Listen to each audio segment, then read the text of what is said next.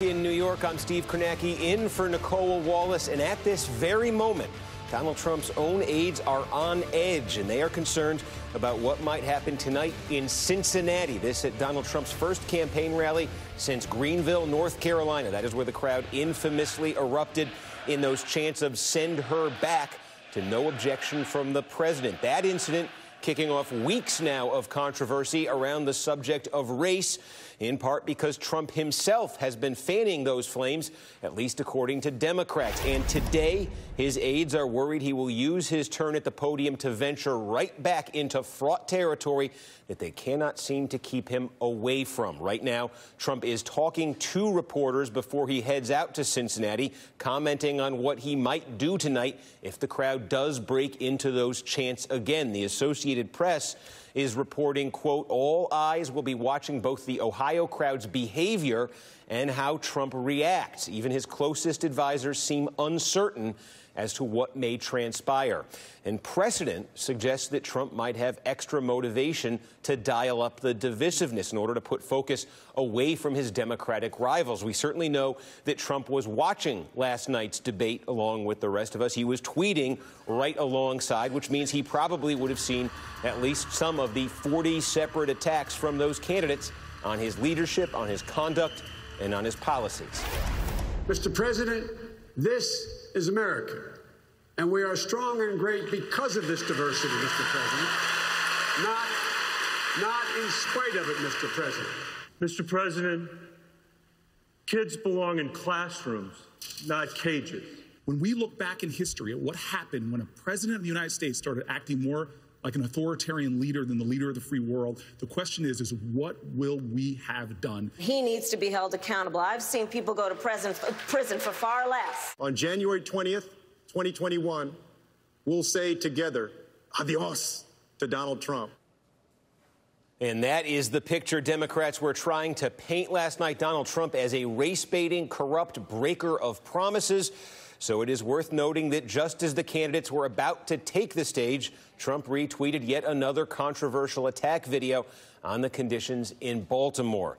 Here to talk us through all of this, Phil Rucker, White House bureau chief for The Washington Post and White House correspondent for PBS NewsHour, Yamiche Alcindor. At the table with us here, former Democratic Congresswoman Donna Edwards, executive editor for Bloomberg Opinion, Tim O'Brien, plus politics editor for The Root, Jason Johnson. Thanks to everybody for being here. Phil, let me just start with you. In terms of the reporting you are hearing at this hour, the president about to head out to Cincinnati, going to have one of those giant rallies. We saw what happened the last time. He said afterwards maybe he wasn't too happy and maybe he'd try to tell the crowd not to do it if it did it again.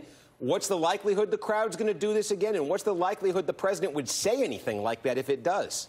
Yeah, well, Steve, the crowd certainly could do this chant again. I don't know. We'll have to see what happens tonight. But the president is very unlikely to actually admonish his supporters. I don't think we've ever seen him do that in his 3.5 years as a presidential candidate or as a president. And he's leaving the White House right now and was just telling the Pool about this. He was asked by some reporters what would happen if that chant happened again. And he said, quote, if they do the chant, we'll see what happens. But I prefer that they don't. That's according to the White House Pool report. So that's his state of mind as he heads out to Ohio. We'll see what happens tonight, but I can tell you one thing. There's really nothing that his staff or aides can do to force him to handle it one way or another. He's going to probably follow his gut when he's on that stage and decide how to deal with it if it happens. And again, I'd be very surprised if he actually followed through and admonished his own supporters. Yeah, Yamiche, take us through what's going on behind the scenes. Phil says that his aides, all the reporting I've seen, that folks around Trump are uncomfortable, to say the least, about him venturing into this territory and completely incapable of getting the message through to him that he shouldn't. What is the mood around Trump like right now? Everyone's a bit on edge because the president tweeted out that these 4 congresswomen should go back to their countries and then tried for about a week to pivot away from that to say that they should leave the country. But these supporters understand very clearly what President Trump was saying to them. And I just came back from Ohio where people there told me that they liked the fact that the president said, send her back. They like the idea of the chants in North Carolina. They say that this is a president who is fighting for America, fighting for Republicans. They feel as though Republicans have been painted as racist racist for some time. So they feel as though the president really is speaking for them and their values. I think aides and the president, at least if his words are to be believed, don't want the crowd there to be chanting this. But the president also is someone who likes these crowds. Even though he disavowed the chant in North Carolina, the next day he called them incredible patriots and incredible Americans. And when I asked him specifically, does that mean that you're trying to walk back that disavowal, he wouldn't answer me. So you have a president who is torn with embracing his supporters and also wanting to not be painted as racist. At least that's what he tells reporters like me and Phil and others. Yeah, and Jason, just what Phil is saying there, what the president apparently just told the press before heading out to Ohio, he's asked, what happens if the crowd starts chanting that tonight? Mm-hmm. His answer is not, I'm going to tell him not to. Right. His answer is, we'll see what happens. Yeah, because that's what he wants. Look, Donald Trump is a racist, and he wants people to be excited about it. He wants his supporters to feel like he is this avatar for all of the racial animus that they want to have. And I think the question here, it's not whether or not Donald Trump is really going to have any impact on his supporters. It's what does that manifest in down the road, right? Because we know this is what's going to happen. I've been to Cameron Indoor Stadium with Duke and Chapel Hill, whatever. You can't stop a chant, okay? People start screaming on the field and start throwing you can't stop a chant, even if you want to. So the question is, how does he decide he wants to weaponize this? Because a bunch of screaming people doesn't provide the best look throughout the rest of Ohio. That doesn't make people in Toledo and Cleveland say, I want to go there. A lot of Americans, even Americans who may be Republicans, will look at that and be like, that kind of looks like a nut house. So that's what I'm curious about. How does he use this going forward? Because he can't stop this behavior, and he won't. And Tim, he reads everything I can tell about Trump is this is somebody, and the reporters who've gotten to know his world a little bit have been saying this. He is fixated on what he sees as his base. And it's sort of tuning out folks who he doesn't perceive to be his base in the interest of catering to them. And there's no purer distillation of what Trump sees as his base than these crowds who show up at these arenas. So if they start chanting it, everything about Trump suggests he's not going to correct them. Well, you know, the thing to remember is Trump opened the door to this a long time ago. I think it's both healthy and completely depressing that we can acknowledge that we have a president who is a racist, and he has created the conditions for these kinds of events, and he's given them the script. Everything that was said in North Carolina was based on things he himself had said. He's got no interest in pushing back on this, really, for two reasons. One, this is who he is. The president is a racist, and he revels, I think, in throwing these sort of flame balls into the middle of the public dialogue to incent people to feel passionately about things they may have kept in check before. The other thing is, I don't think he sees this in a political framework. If he did, he actually wouldn't be doing this, because he doesn't need to be pandering to the worst instincts of his base. He needs to try to expand his electoral base into swing voters. And as Jason was saying, I think there's a lot of swing voters who are going to test this. We're already seeing suburban white women don't like this. They were a crucial voting bloc that put the Democrats in the House in the 2018 election. And I think that Trump is not being strategic. He's being who he is. Donna, what do you think? Well, I think the president revels in the energy of the chanting crowds. I mean, if you look at him, he was basking in that chant, and I think he feeds off of it as well as the crowd feeding off of him. And so I think it's highly unlikely that he's just going to stop it in its tracks, even if he had the ability to do that. The other thing is that I think the president, and, Tim, you said this, we acknowledge that he's a racist. And the question, I think, for the rest of us is, what do we do with that? Do we ignore it? Do we move on? And I would argue you don't move on. You really have to hit it head on every single time so that the American public doesn't just become immune to this idea that we have a racist president in the White House. We've had police studies, we've had sociological studies that show a rise in hate crimes and attacks and racial assaults and attacks in every single community, like a virus, whenever he has one of these conferences, or one of these sort of big rallies. So I think that's the other thing we need to talk about. It's like the consequences on the ground of bringing this kind of nonsense together and having people screaming, having people chant, and having him play gladiator emperor with his thumb up or down and having people scream lock her up and everything else like that. We need to look at it from just a pure civic perspective of, okay, well, how many of these people go out and then threaten somebody in a Walmart? And how many of these people go out and then burn a cross? How many of these people go out and then wave a gun at somebody at a gas station? We need to look at these as civil disturbances and an encouragement of sort of domestic terror rather than just a political rally, because that's essentially what they manifest it being. What Jason's talking about is something that I specifically just came back from hearing about. I was just in Dayton, Ohio, where the mayor there says since the 2000s, that city's population, immigrant population, has doubled. They have all sorts of policies to welcome immigrants.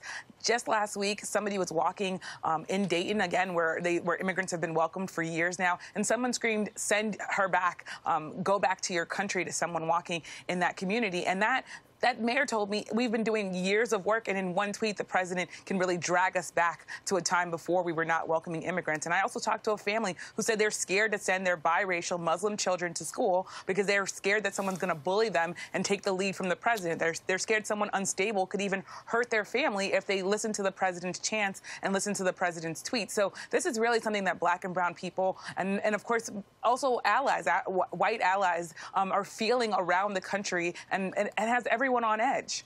The question here, too, there is a question, too, about how Trump's party handles that, certainly handled the last instance of this coming up at a rally. If it were to come up tonight, we will see. If it were to happen again, we will see. You saw, though, that resolution that hit the House floor a couple weeks ago the Democrats put up. I believe there were 4 Republicans who ended up crossing over and voting with the Democrats on that. The rest, though, voted against it. Here was Trump's vice president. Here was Mike Pence. This was an interview with Major Garrett on CBS just after the last eruption on this topic. This was how Mike Pence addressed it. This could all go away with one simple word or a phrase or something. You have a chance to say it right now. Well, don't do it again. Is that your message? Major, the president was very clear. Was he? That he wasn't happy about it. And that if it happened again, he'd make an effort to speak out about it. And Phil Rucker, that was such an extraordinary comment, or certainly seemed to be, from Pence, because you could hear him hedging. You could hear this political instinct that Pence has to condemn this, or at least to distance himself from it, but then to hedge, because it's almost as if he's thinking, hey, maybe this is going to happen again, and I don't want this interview being held up as me saying something different. Yeah, Steve, it was one of the very few moments, I think, where we've seen Vice President Pence shaky and uncertain, and you might even say weak in his convictions about that answer. And it's worth pointing out also that it wasn't entirely true what he said. President Trump was not clear in what he said about that chant. In fact, it took until the next day for him to say anything, only when reporters asked him, and only after Republican lawmakers urged the vice president to convince President Trump to condemn what had happened in those chants and had started speaking out about it. Trump himself said nothing that night at the rally. He said nothing on Twitter on the way home when it became a huge news story. He said nothing the next morning. It wasn't until later in the day. This came up sort of indirectly, I think, at the debate last night, the Democratic debate. I think it was Joe Biden's opening statement last night, and we played a little bit of there where he was looking directly into the camera, addressing Mr. President, basically making the argument that the country is different than, is better than the kind of rhetoric the president is putting forward. Is that a message? I remember Democrats raising that point in 2016. And Donald Trump is in the White House now. Is that a message that resonates differently, that plays differently now? Well, I mean, I do think that there's also a Democratic base, and there's part of that Democratic base that stayed home in 2016. And I think they want to hear leaders really directly confronting this president. I mean, ordinarily, you know, people say, well, move on, sweep it under the rug, don't talk about it because there's some negative consequence. Here is an instance where, for Democrats, the negative consequence for them of not speaking out and not confronting this president is that they're going to have a whole set of people going, what's the point of voting for you? And so I think it's actually imperative in this environment to challenge the president every single time, even if you have to then pivot to the issues that people are talking about and they're concerned about health care. Well, the reason you can't get this done is because you've got a racist in the White House who is challenging you on every front. And I think that's a winning message for Democrats. Yeah, and it strikes me, Tim, watching that last night, as I was mentioning, I do remember this coming up in 2016, and I do remember there were Democrats, I think folks in the Clinton campaign, who were convinced that the basic message of America's better than this would win the election in 2016, and it didn't. Well, you know, I think one of the differences with 2016 is I don't think the American electorate had a full handle on the nature of the man that was about to go into the White House. I think there was a lot of indicators to people who hadn't been around him a long time. It wasn't a mystery that he was a racist, I think. It wasn't a mystery that he was ill-informed. and that he was a race baiter. But a lot of this has burst into the open in a much rawer way now, and I think it's going to reside with the electorate in a different way. You know what Donna was just saying, how imperative it is for Democrats to speak up to this. It's also really imperative for the GOP, and it's still amazing to me that at this point we're now a week beyond Trump's flamethrowing at Elijah Cummings in the city of Baltimore. Not a single member of the GOP, either in Washington or in any of the governor's houses, maybe except for Maryland, has come out and said, and that was equivocal, right? And squishy. late and very squishy, has come out and said simply, this is wrong. We're a country that tolerates racial and ethnic and religious diversity, and we celebrate it, and this is the worst of who we are. Obviously, the big example of all this to me is Mark Meadows. Elijah Cummings went to bat for Mark Meadows earlier this year, defended him on the floor of the Congress as not being a racist. Meadows thanked him for that. Has Mark Meadows been seen at all over the last week out in front saying, my good friend Elijah Cummings is being treated horribly by the president?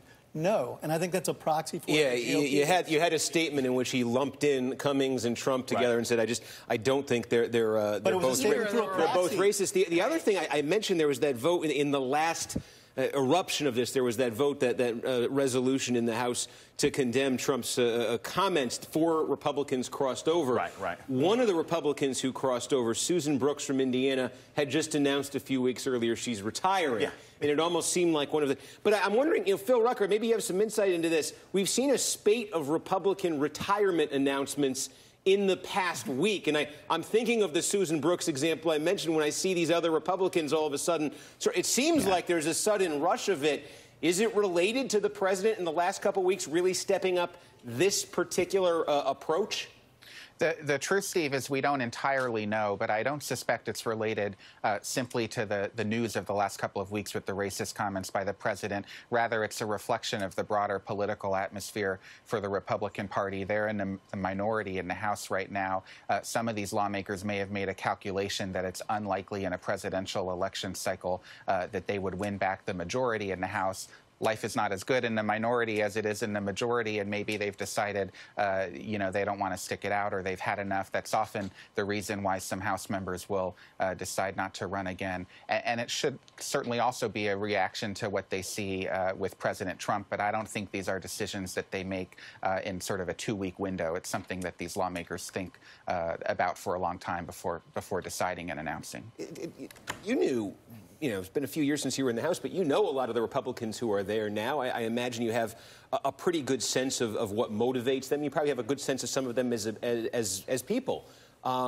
We don't hear a lot from them publicly, but what do you think is going on behind the scenes with Republicans in Congress as this sort of thing plays out? Well, I've thought about this, and I don't actually think now it matters what goes on behind the scenes, because if they whisper behind the scenes that they're uncomfortable with the president, that it makes them worried about their own districts, it doesn't matter because they haven't said anything publicly. And when I look at some of the retirements, I think only one of them is in a district where potentially Democrats could have a pickup. The others are in pretty solidly red districts. And so it seems to me that they're making a twofold calculation. One, they can't be defended by the president anymore. Martha Roby, who's retiring, she had to beg the president for an endorsement because of a close election being challenged on her right.